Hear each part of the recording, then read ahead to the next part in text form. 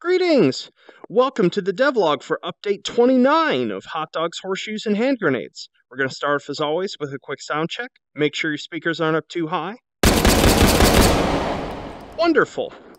So, what have we got this week? Well, we have had a week of Meatmas updates, and I'm going to start this week's devlog by going over what they were, specifically the firearms. So if you don't want any of those spoiled, if you have managed to avoid them, you should treat this entire devlog as a spoiler. So I guess bye until you go check those out. But for everyone else, we're going to be going over our new arsenal for this week. So to begin with, we're going to start with some the handguns that were added. We've got first the diminutive but classy PPK. It's a little 6-shot, I believe, off the top of my head. 380 auto, actually. So, pretty light cartridge. It's basically a 9mm short. Nice and poppy. And you're out of ammo before you know it. But hey, there's few that you could fit, nice and snugly beneath a dapper-looking suit. We've got a CZ75 Shadow here, which has a fairly nice, I believe it's a 17-shot mag. Really love how the sound for this one came out.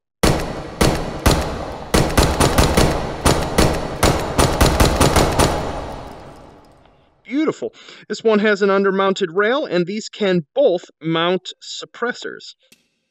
Next up, we have a classic here. We've got the M16A1, the one that began it all, at least the the AR craze that has truly consumed the United States.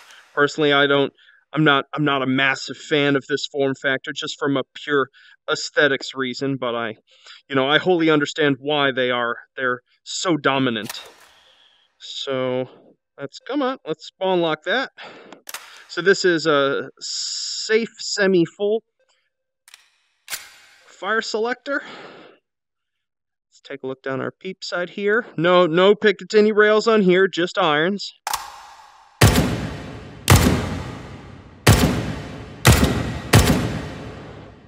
Doing decently.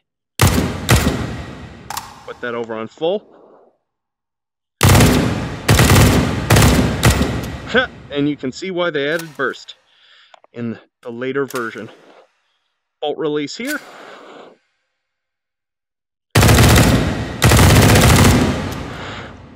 Delightful. So there you have it. Note the that classic 20-round straight magazine that comes with it. Yonk, onto the floor you go.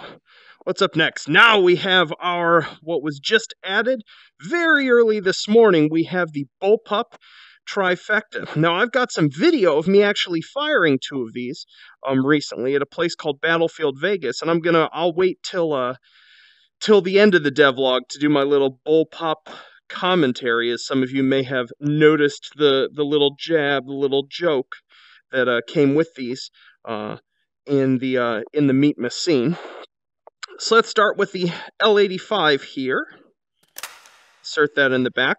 One thing to be aware of, this still uses the same sort of standard controls at the moment for fire selection, meaning it's just left on the touchpad.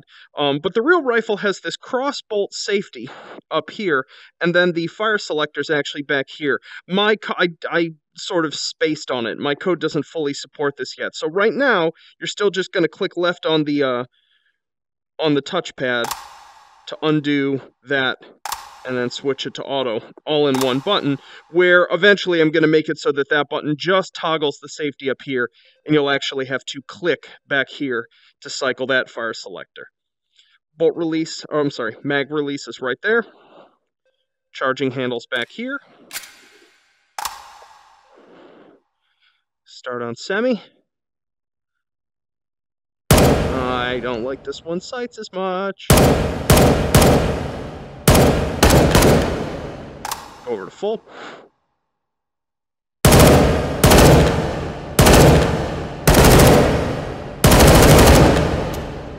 And there's that bullpup gas right in our face.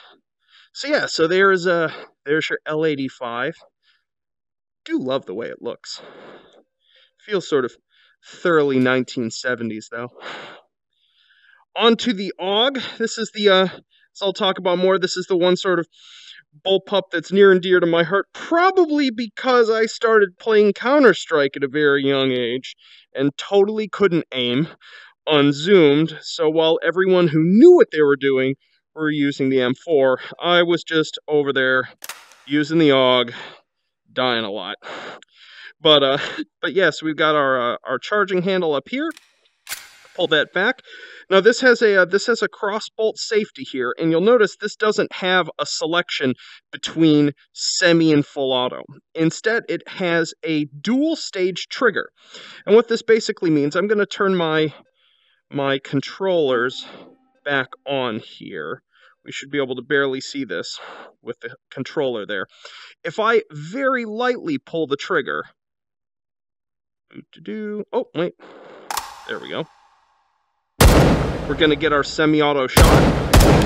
It breaks way, way earlier than with most of the rifles. And the reason I've done that is that on the real thing, basically to get full auto, you just pull the trigger back further. And this works that same way. So we get our first semi-auto shot there. And if I continue to pull the trigger back, we get our full auto.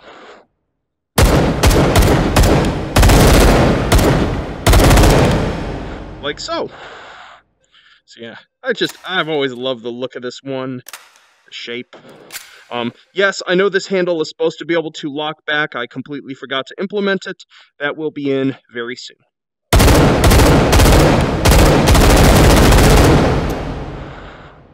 Yeah, so there's the Aug. What up next? All right, we've got the Famas. This is the original one. This is the F1, not the later one that actually takes Stenag mags. This takes their proprietary straight one. Pop that in there. So we've got our charging handle here. We have the fire selectors up in there, and it goes between single, semi, and burst. In the real one, this switch back here apparently allows it to switch between burst and full auto for that third group, but I didn't have time to get that implemented. I have to do some stranger switching. So for now, it's just burst. And if we put our hand up here, we can engage a bipod for it. So feels a little silly. It's not exactly. Oh, and you may notice picking this up that our backside here is, the size of the moon. The reason for this is that we actually have the two real flip sights that exist on the real one that give us a different aperture. So there's the wide aperture, and there's the tight aperture. Much more useful. Oh.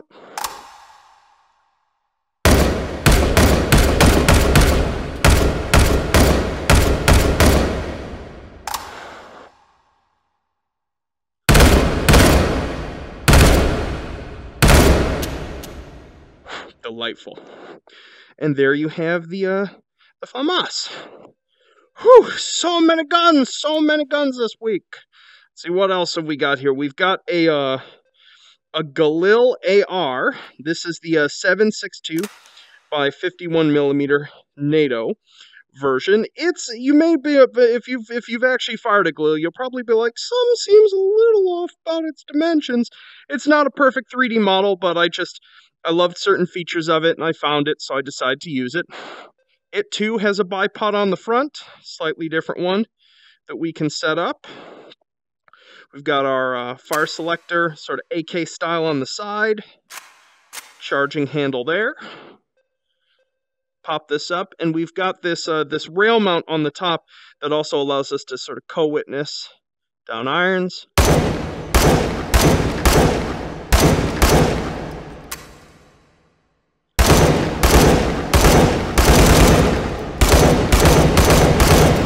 Punchy one.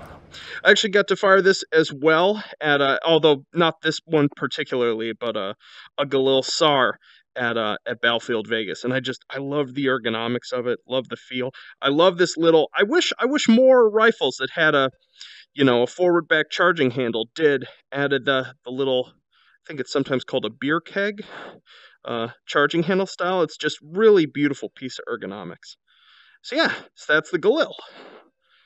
Into the pile. All right, we're getting there. We are getting there. We've got ourselves a new shotgun, long requested. And I haven't added this to Meat Grinder yet, but I'm totally gonna, because if you're shooting weird meat things in the dark, you gotta have a cutoff shotty like this. So this is our 870 Shorty. Still has a full length stock. Boop.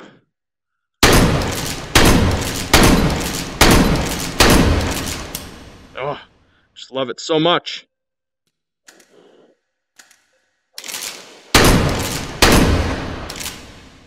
Not much more to say about it.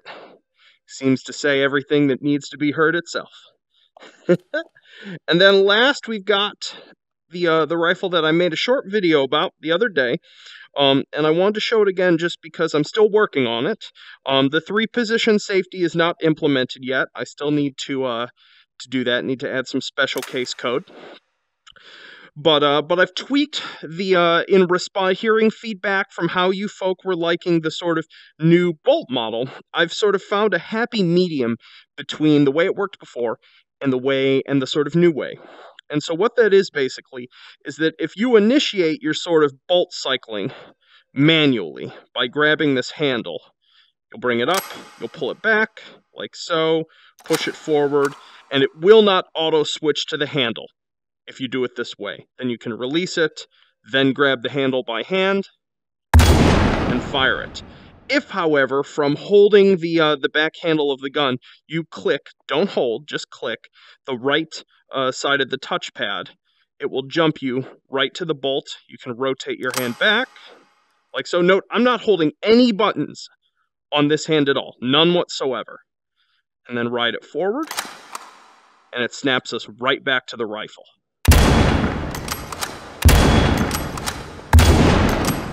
You'll notice, watch my hand as I do it, because it's a roll. It's not a linear back motion, it's a roll upwards. I'm rolling up.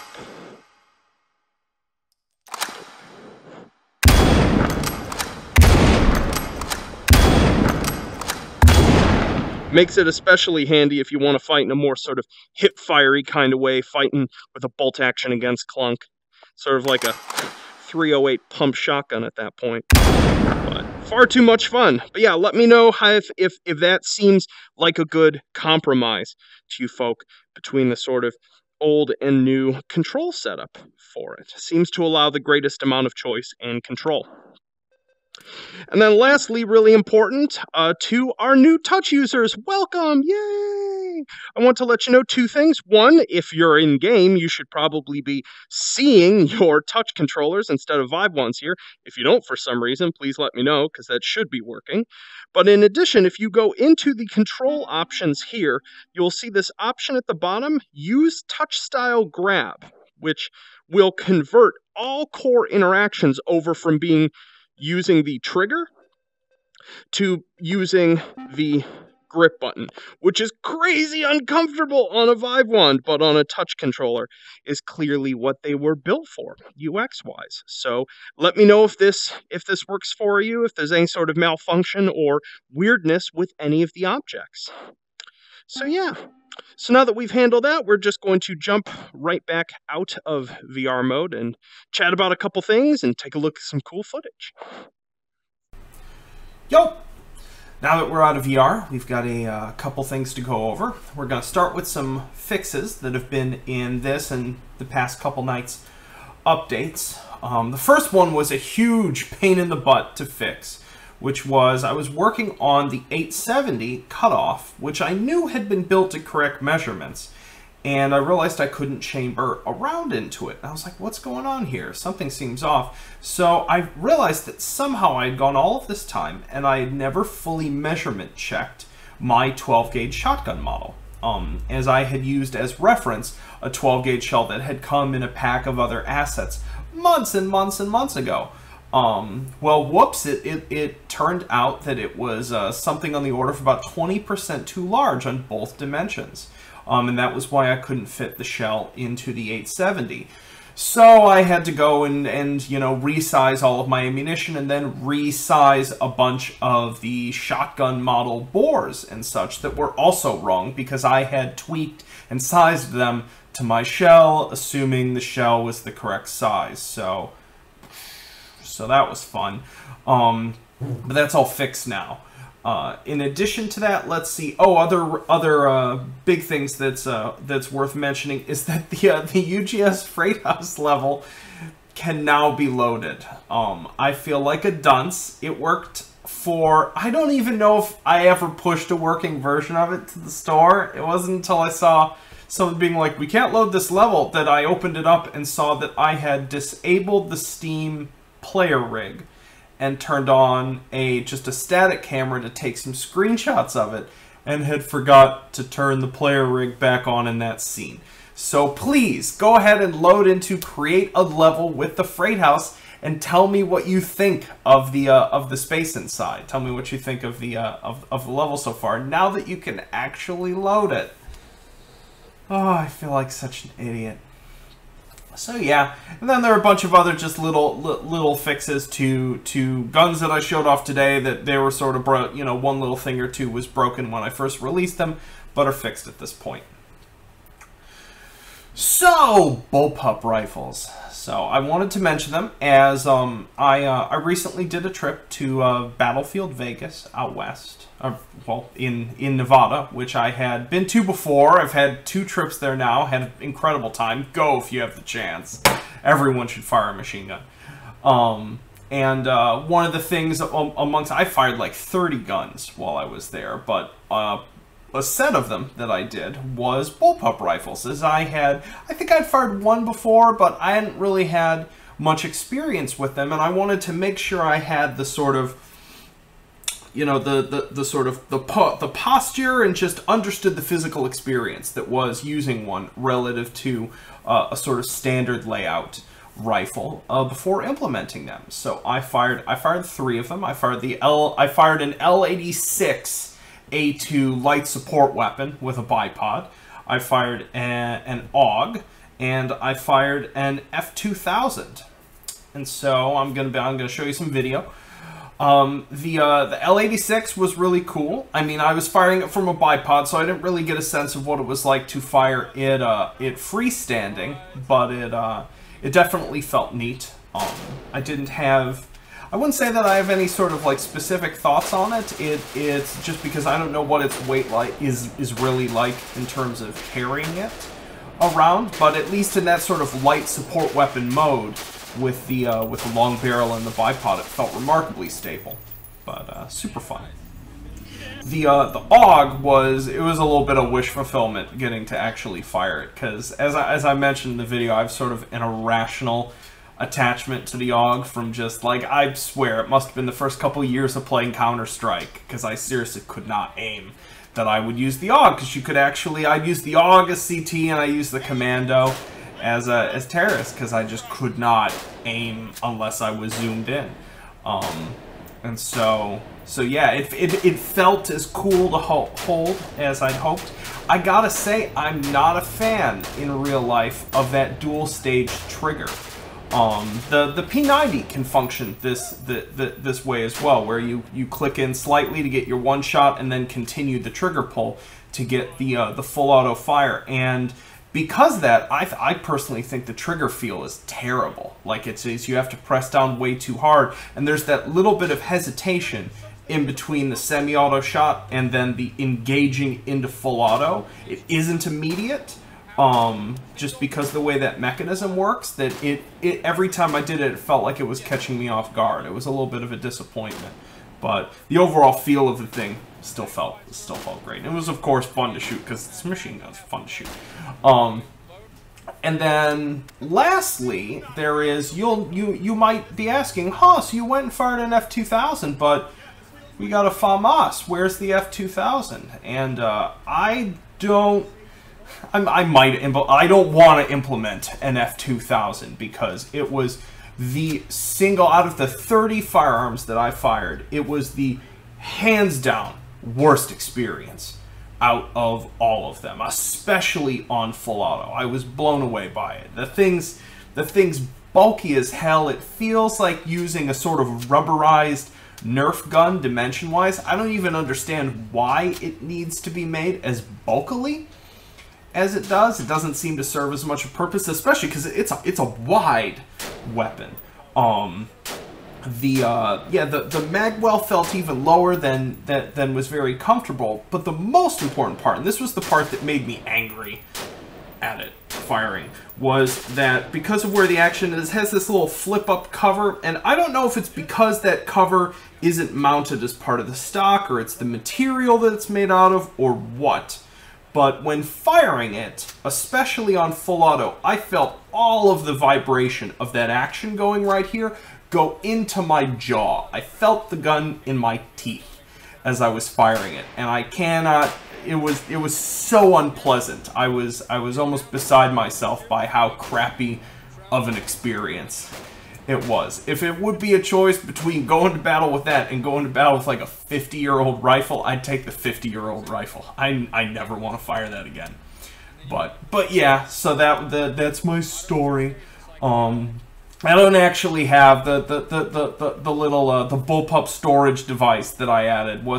Isn't how I actually feel about Bullpups. It was just a fun way to poke at you guys who like them, just because there seems to be so much Bullpups are great, Bullpups are terrible, back and forth, and I can't speak to their real life merits in the field at all. I wouldn't even try.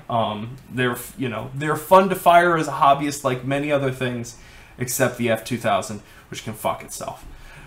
So that's it on Bullpups. And then lastly, just to talk about what's coming up this week, in addition to our nightly Meatmas updates, I'm going to be adding, I won't tell you what it is, but I'm going to be adding something special this weekend that's going to be let's call it the thematic anchor for a whole bunch of the Meatmas items that are going to be added in the coming week, which I think you're really going to enjoy. It's going to be something that you'll be able to have a bit of a creative outlet with.